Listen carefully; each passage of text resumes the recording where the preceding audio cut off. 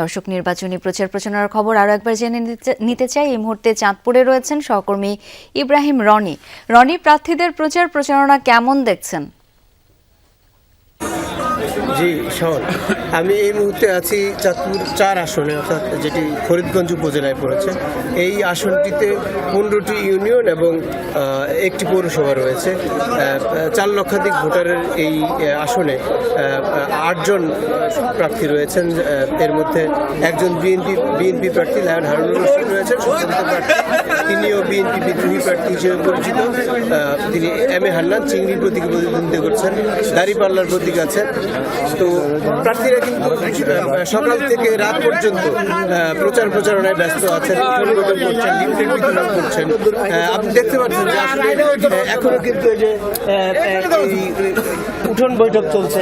উঠোন বৈঠক এতক্ষণ হচ্ছে। প্রার্থীর যে সমর্থকরা আছেন তারা কিন্তু প্রচার প্রচারণা করছেন। প্রার্থীর কর্মীরা তারা নানান রকমের আশ্বস্ত করছেন ভোটারদেরকে, বিভিন্ন প্রতিশ্রুতি দিচ্ছেন যে এলাকার উন্নয়ন। ভোটাররাও কিন্তু বলছেন যে যারা এলাকার উন্নয়ন করতে পারবে, যেই প্রার্থী তাদের পাশে ছিল দীর্ঘদিন ধরে, তারাই এরকম প্রার্থীকে বেছে নেবেন, এবার ভোট দিবেন। তো এই ছিল চাঁদপুর থেকে সর্বশেষ। শাওন। রনি, অনেক ধন্যবাদ আপনাকে।